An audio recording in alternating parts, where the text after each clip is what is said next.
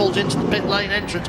Poleman Fassler is in control now, and we're looking for side-by-side positions. We're looking for grid order as they come out of the final corner. As you can see, they're a little bit slow. There's the GT2 pole, but the starter is waiting to ring flag. We have a go. Some of the cars have still gone through the final corner. Fassler gets the drop on everybody. Little bit of smoke, little bit of lock-up. The Maseratis run wide either side and get through. That is a Maserati. Oh, Lamborghini on the infield there, almost scraped the ball, but I think everybody got through safely. Just about. There's a great battle at the foot of the GT1 field already between the Lamborghini and the surviving Aston Martin of Gigawave number 10. They were side by side through the first corner, and the argument has been resolved at the moment in the favour of Aston Martin, but Peter Cox already coming out alongside to see if he can get that place made up on the Aston, who locks up under braking. Terrific scrap straight from the start. Yesterday we saw this at the head of the field, and this time it's at the back of the GT1 field. Philip Peter in the number 10 Gigawave car with the orange stripe there, leading that white Lamborghini through the fast sweeper with the GT2 field behind. And this is interesting, isn't it? Yeah, GT2, who's taken the jump, it's Richard Westbrook, who had, at the end of the first sector, made his way ahead of everybody. But it looks as though Tony Vielander from that shot has made his way back ahead of Westbrook in the black and white Porsche there, and tucked in right underneath his wing is Rob Bell in the car that started from the class pole, number 56 there, the CR Scuderia car. So from a good start yesterday to not such a good start to the race today for Rob Bell, and what a good start for AF Corsa. They're going to be difficult to dislodge from that position. Now they have achieved it, I think. Having said which, of course, they are carrying a lot of weight, so if they're going to try and stay ahead in this class, they're going to have to exercise a little caution, or their brakes are going to get overheated. On board in fourth place with the number 1 Maserati of Bertolini, and you can see, look at this, there's already a gap between the Corvettes. They dominated the practice sessions, they were fastest in the warm-up, including the number 3 car you're looking at there, started this time around by Xavier Masson. That was quick this morning in the warm-up, had a little bit of damage yesterday after poking Thomas Biaggi very rudely in the side and sending him off, but obviously all repaired now, but a little bit further down the grid than they would have liked to have been as a result of that. We saw yesterday how really difficult it is to overtake here unless you are a lighter car and can really do it under brakes into turn 1. It's that place, isn't it? It is, and even when you're getting help from the car that you're passing, it's sometimes not the right help, as Anthony Kumpen looks to get a little bit racy on the back of the second Maserati there. Well, we said yesterday how nice it was to see Kumpen and Longin back at the front of the field and back fighting against the cars around them with that Celine. They've struck very, very threatening from the onboard camera because it is that close, look. And it's true also that Peter is closing up, I think, on Masson in number 3. There's a little three-way scrap developing here, and I'm sure that Philip Peter would like to get past the Corvette and do himself a cushion, because Peter Cox is tucked right up underneath the rear wing here. Yeah, Philip Peter last time round the quickest of this trio we're looking at. There's the battle between the Celine and the Bertolini-driven Maserati just going out of shot as these three come in, nose to tail through one of the many chicanes, just clipping curbs there. You do well to avoid them if you can. Jamie Davies fell foul of one yesterday and ended up pirouetting through turn 12. We are, as you can see, right up the top and coming downhill now. Around the backside. Yesterday they reversed roles this afternoon, and Philip Peters who is having a very close look at the back of Marston's car. Meanwhile, this is the other battle we were talking about a moment ago. Anthony Kumpen still trying to find a way past Andrea Bertolini, but he's a wise old bird. He's been around a long, long time and knows how to make an MC12 even wider than it already is. And it's big. But how nice is it to see these boys and the Celine back into competitive racing once again. Anthony said, no, it's Bert Longin actually said to us yesterday in the media centre when we were talking that he thought that this car had a podium in it potentially this weekend, and I can tell you that if that does happen by any chance this afternoon, it will probably be the most popular podium finish of the season so far. And the fastest lap in GT2 going to Tony Vielander in this car that, let's remind ourselves, is carrying 110 kilos of ballast. and again quicker than yesterday's fastest lap. Super ballast is what they call it for the top of the tree when you get so fast that they just keep putting more and more lead weights in the passenger seat next to you, and it's quite extraordinary that that car can continue to be as competitive as it is while it's tugging the weight of a rather well-built passenger around the circuit with it.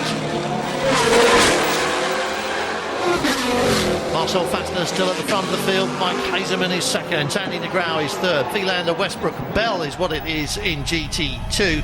And Anthony Kumpen, as the leaders begin to collect the tail end of GT2, Anthony Kumpen is ruthlessly stalking Andrea Bertolini but getting nowhere far. The 78 BMS Scuderia car, was all being pushed off the grid, has joined in the race and is currently down in 18th position, just trying to get 17th away from Luis Perez Compan in the 95 car, which is run end of that Lamborghini to Philip Pinker ahead of him, but it's not doing him any good. We saw Vitafone yesterday conjure up a two-place climb up the leaderboard for both their cars in the pit stop yesterday, and we still don't know how they do that. No, this is the battle for 4th, 5th and 6th in GT2, with the lead car of the three we're looking at being Paolo Roberti, looking at his car now through that windscreen of Christian Montanari's second string AF Corsa car, and the one right behind her, and then looking from the back of the Aston Martin as they make their way past one of the slower GT2 cars. And this is where the real trauma begins for the GT1 drivers, because they've got to make their way safely through the back markers in the field, and as that happens there are more and more opportunities for things to go wrong or to go right. Alan Simonson looking on with an interested gaze. Andy Shod, Ferrari, still trying to find a way past Christian Montanari's Michelin Shod AF Corsa car ahead of him. The car's just going out of shot. The blue Falkenmeyer Porsche is one that's being lapped, and lapped now already by the top three in class. Tony Philander is still leading GT2, but the gap between Richard Westbrook and Rob Bell, having opened out to almost 2 seconds at one point, is now right back down to about half a second. Interesting to see whether the Porsche can deliver this afternoon in the heat. The track is hotter than it was yesterday evening, but it doesn't seem to be any slower for the man at the front. Marcel Fassner is still your quick man with a 1:16.5, and we've got 20 minutes into the race, and there is a mandatory pit stop window coming up ahead of us. Yesterday did nothing to defuse this, did it? No amount of pit stops changed anything. They were back at it like numbers. As close as this battle has been in the last few laps, the three just concentrating up as the slower traffic starts to take its toll. Down the main straight into this turn one, and look at them, three wide. Oh, it's a big moment for the 51 car, in the thick of it again. Well, I'm sure that in the cockpit there, Christian Montanari is thinking that wasn't his fault, but I'm quite sure that when we look at the replay, we are going to say that was 6 of one and half a dozen of the other. Yes, I think that'll go down as a racing incident, but it's the sort of racing incident that Tom Biaggi found himself involved with yesterday as well. Well, that wasn't his fault, was it? Yeah, look at this. No, this is Velvermeyer car just wee bit takes off its the stick, and yeah, I think Montanari was trying to block Roberti in behind the Porsche, and signally failed to hit his braking point. Yeah, from up there it looks very different. Looks a little bit guilty, doesn't it? Yes, from up there it looks very much as if this car got it horribly wrong. Tried to do two for one at turn one, and didn't get away with either of them. Nothing, and in the process he tipped Horst Feldermeyer Senior out of the run, although he wasn't racing at the time, so well down the field. Not in any way please his co-driver Richard Leeds, who's due to take over and make the car go considerably faster, probably after the minimum 25 minutes that Horst Senior will do, he being one of the trio of drivers who also was at our first ever street race. Getting lapped now by the race leader, we just saw the number 5 of Marcel Fassner going past Montanari, and here comes the moment for Babini. Now that's how you're supposed to do it. Yes, I wonder if Roberti was just a little bit unsettled by all the mayhem going up on it. Now, a clean bill of health for 51. It says here, team manager, car 51 report to the race director. Immediately, incident between 51 and 69 under investigation. We've already investigated it, and we know what we think. That was the number 95 car being just blown away by a pair of GT1s. That's the difference on a street circuit between the big cars and the GT2s. And the 95 was a car in the wars yesterday. Poor old Matthias Russo had the fire extinguisher would go off while he was at the wheel, and had to go off and have his eyes checked at the local hospital last night. They've happily given him a clean bill of health, but it's Luis Perez Companc, the former Argentinian rally driver, who's taken the first stint this afternoon. And still, Anthony Kumpen, as you can see, is stuck behind the Maserati. He seems to think that his car is quicker, but there isn't anything that he can do about passing because it's just not quite quick enough. And what we saw yesterday was the complete reversal of this, wasn't it? Salim was holding up or heading up Maseratis, and they couldn't do anything about it. They just didn't have the power to get past, and they weren't late enough on the brakes to do it in turn one. No, it was a race of immense frustration for a number of people yesterday. The Salim, to be fair to it, had pretty much its best performance in qualifying, ending up fourth overall in the qualifying, but yesterday only able to finish the race in sixth. So running a few problems. You just saw it at the top of the screen there, a little flash of red going into pit lane, and it was 51. And you've just seen the pass being made finally by Kumpen, having made his way past Bertolini, and there's the proof of it. Turn one is the only place really, isn't it? Having said that he couldn't late brake him, I think that's pretty much what he did. But already, look, pulling away, and it's quite clear that the Maserati wasn't as quick as the Salim. We haven't seen it, although the Maseratis haven't been quite that heavy. See, once you're out there on the right-hand side of our picture, there is no way you can stop a car coming through on the inside unless you clout him out of the way, as we've seen. That's exactly how Bertolini got jumped by Mike Hasemans at the very start of yesterday's race. Yes, you've got to commit to a line that takes you into the wall a lot earlier than that. A lot of the drivers on their own will hold off and be right against the left-hand wall, but it doesn't work when there's a car behind you.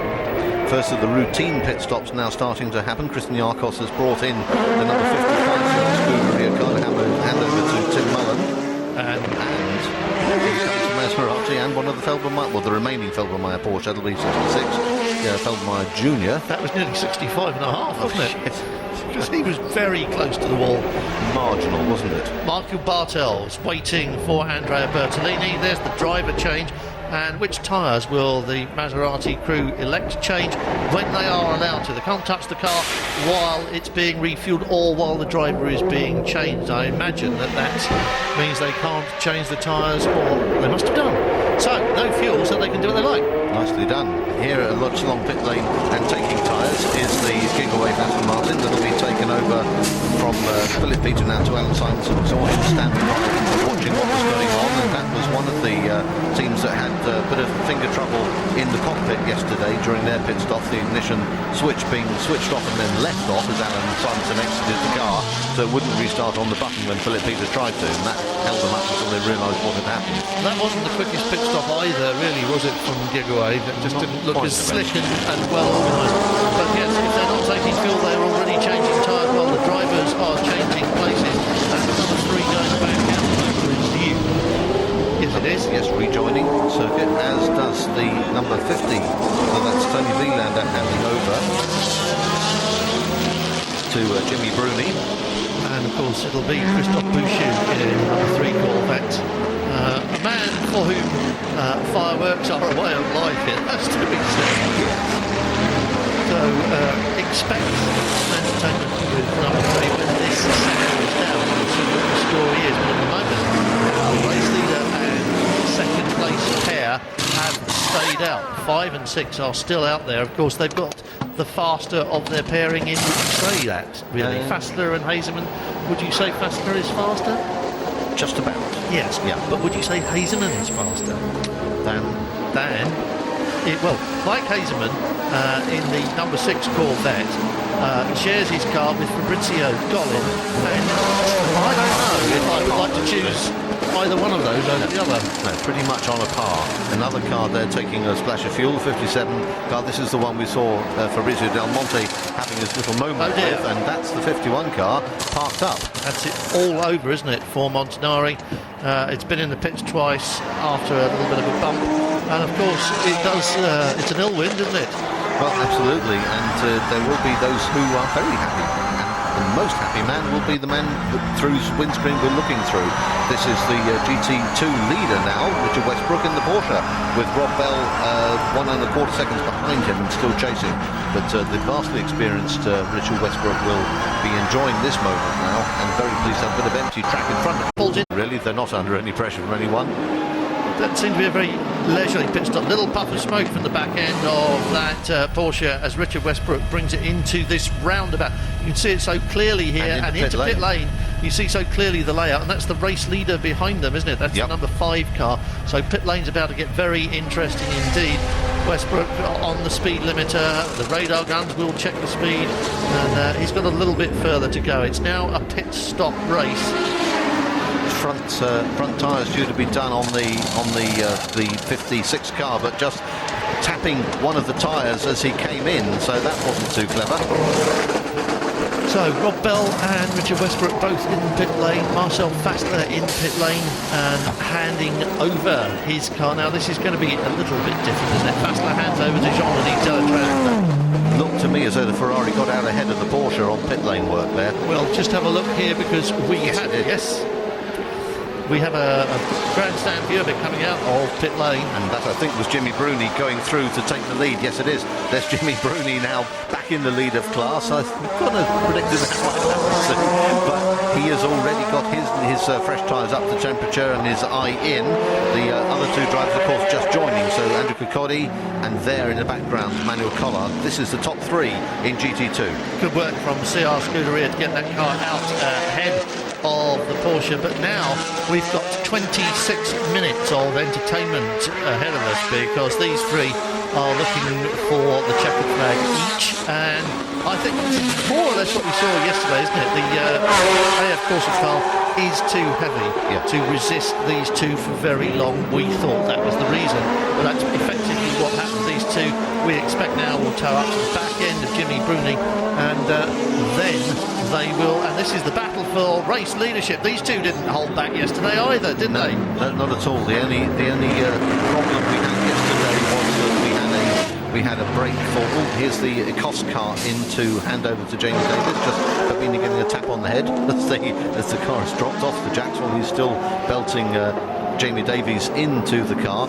This First, is second and third, Graham, because Peter Cox hasn't... Oh, there he is. Yeah, but the no longer pit stop, no longer. Absolutely. Just coming in to give the Lamborghini a bit of fresh rubber and a fresh driver in the hands of Roman Rusinov, which unfortunately will mean that it probably doesn't go quite so quickly again.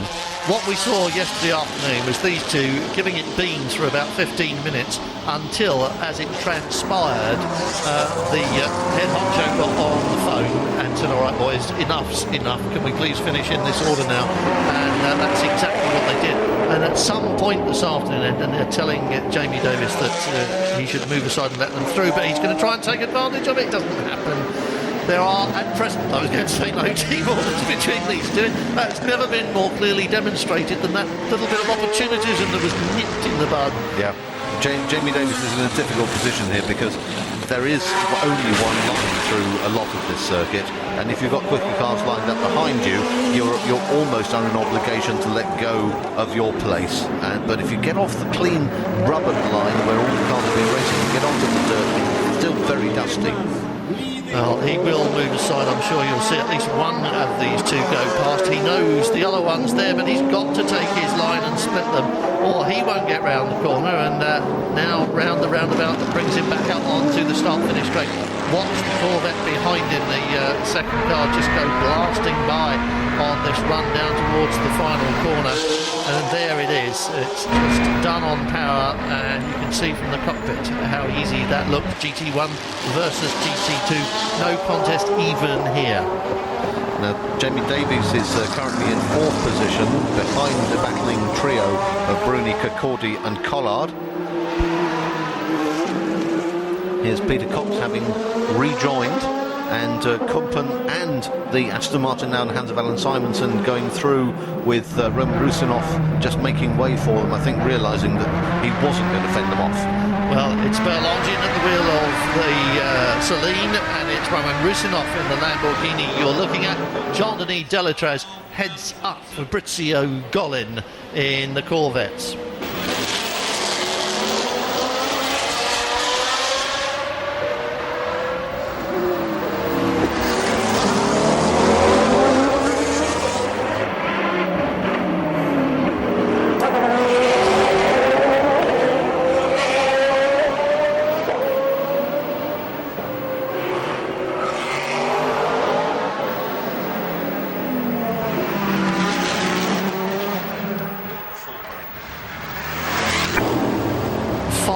Rd6 Corvette first. That's basically, he'd completely forgotten about the other Porsche, hadn't he? And that's the other Porsche, isn't it? That's the 66 Feldmeyer Porsche just tucked in behind the trees there, and that was Mark Lieb at the wheel.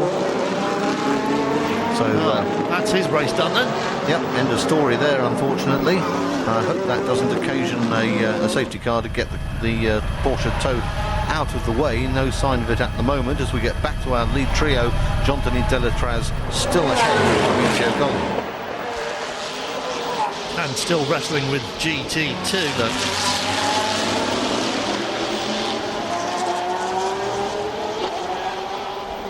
Delatraz leads this race then after 31 laps and 18 minutes remaining on the clock. Fabrizio Golli is behind him. Now, this is the way they finished yesterday, and we would not bet normally on Delatraz being able to fend off Fabrizio Golli, but as we've said, sane heads on the pit wall prevailed and said we'd like any kind of a one-tick finish, please, so just stay how you are, and that's pretty much what happened. But I don't know, do you think Golli is free to run? I think at the moment he probably is. The big order will be don't take each other off, because in championship terms this is important for both of these crews, but the more so perhaps for the second car, because Hazelmans and Golli are lying in a joint second place after yesterday's half-point score, and they'll get another half points for this 1 hour race this afternoon, which would take them into a clear second place if they were to achieve it. A little wave there from Mike Hazeman, and that Feldmeyer car is right on the sort of apex of the first of two turns. That's turn 13 and turn 14, that roundabout, and it's kind of in the middle of the pair of them, and it's not a happy place to be. And I think these are in a very happy place, though, because once again the Corvettes have been the class of the field. They've dominated pretty much all of the time sections here, and they've dominated both of the races.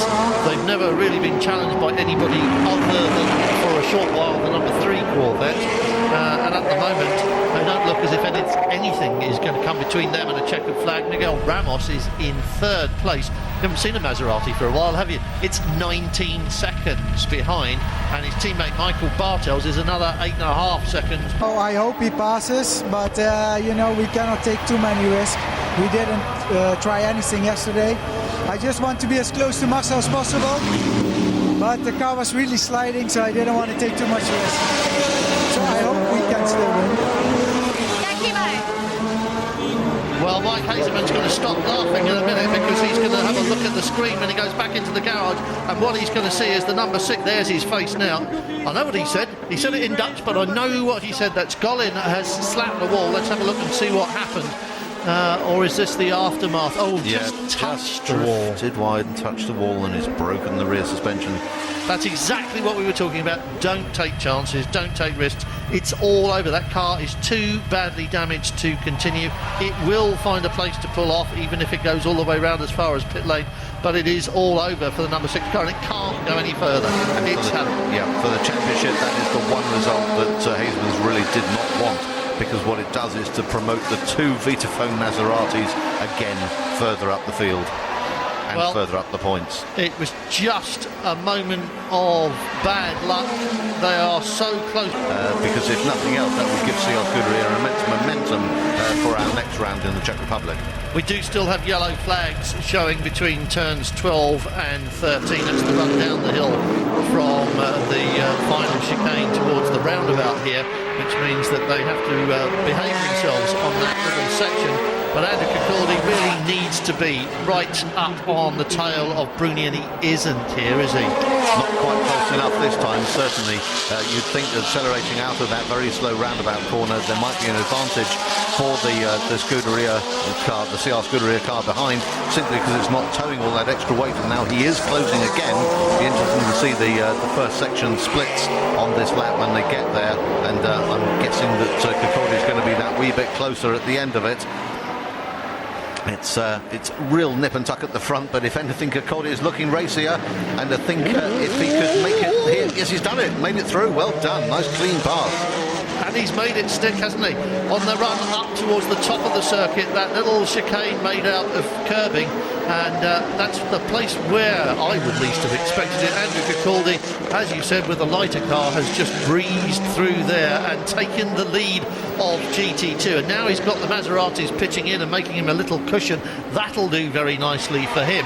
Now, they took their first win yesterday, and it looks, Graham, with just 1 minute and 49 seconds on the clock, as if this could be win number 2 for CR Scuderia. It only adds up to 1 race win's worth of points, but Chris Niarchos, look, he's going to count this as 2 victories, isn't he? Yes. That'll be yes, he is. Yes, he is. Listening very carefully. Well done, Chris.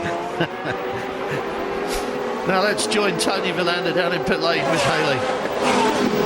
Tony, you seem to be dominating GT2 there, but you've just lost the lead. Yeah. Probably Jimmy has a technical problem in the car, and we finish these race weekends like this, and we'll see in Brno then. Good luck. Thank you, Tony. Thank you very much. Yes, he's got a technical problem in the car. He's just been overtaken by Andrew Cicaldi. That's what it is. And Andrew Cicaldi in turn is going to be gobbled up by the Maserati. That won't worry him a jot. He just needs to make sure that he doesn't allow himself to get too caught up in that battle, because the Corsa car behind him is still on song and still wanting to make a point. And he's got another lap to do it. We've got 50 seconds going on the clock, but I'm betting that our race leader, who is only 20 seconds in front of these cars, is going to have to start another lap somewhere. Jean-Denis Delatraz, who won here yesterday, took yesterday's checkered flag, is going to go across the line with just seconds on the clock, and he will have to do another lap. And there he goes now over the line. That's happened. Delatraz will take another lap now, and that means Andrew Cicaldi's got to fend off Jimmy Bruni for another minute and 15-20 seconds or so. And despite a technical problem, Jimmy Bruni is a handful when he can see a checkered flag in prospect. Yeah, I think the only thing that should really work in Andrew's favour in the CR Scuderia car is that he should be able to outbrake Jimmy Bruni at pretty much any point on the circuit. Jean-Denis Delatraz on his final lap for the second time in 2 days, the second time in 2 one-hour races, is about to make it a double in Bucharest and collect a handful of points for his championship. Terrible shame about teammate Fabrizio Golin, who was trying perhaps a little bit too hard, we're not quite sure, but just had a little moment and clanged the wall a little bit too hard, and he's now watching this from the sidelines. Mike Hazeman, I think, left the circuit about 10 seconds after he saw that happening. And there's the yellow flag waving there, which is the legacy of that parked car. You'll see on the right of the picture, if we go wide, the number 6 car is just parked there. This is the final corner, though, for Jean-Denis Delatraz. Round the roundabout, past the pit lane entrance, onto the start-finish straight. And Phoenix Racing, after an awful time in Spa, is very much back in business, and the GMAC Corvettes make it 2 out of 2. Absolutely, and they'll be delighted with that. It's one of those awful situations where you've got 2 children and one has done rather better than the other, and you feel for the one who hasn't, but you're delighted for the one who succeeded. And we're delighted for a double success here in GT2. Over the line goes Andrew Cicaldi to make it 2 in a row for CR Scuderia. Chris Niarchos, although he's got 1 car parked up, he too has got reason to celebrate, because he's got a naughty child's opportunity for mistakes to be made. And on the 3.1 kilometre circuit around this huge building, it is Delatraz and Fassler who collect the win for the second time in 2 days. Maserati, as you can see, the beneficiaries of that unfortunate little moment with the wall, which took number 6 out of the picture, and that's really boosted their championship as well. Bert Langin and Anthony Kumpen collecting 4th place will be very pleased about that. And it does mark a return to form for the Celine and for the Belgian crew, but they've just life, because it is inside this building, in the marbled halls of the what was the presidential palace of Nicolae Ceausescu and is now the parliamentary building here in Bucharest. But now we move on to GT2, and what a fine result we've got here. Not what we expected, I've got to say. A podium finish for Collard and Westbrook is good, but really it's not what they would have hoped for, and I know that they were planning on building their championship challenge at Spa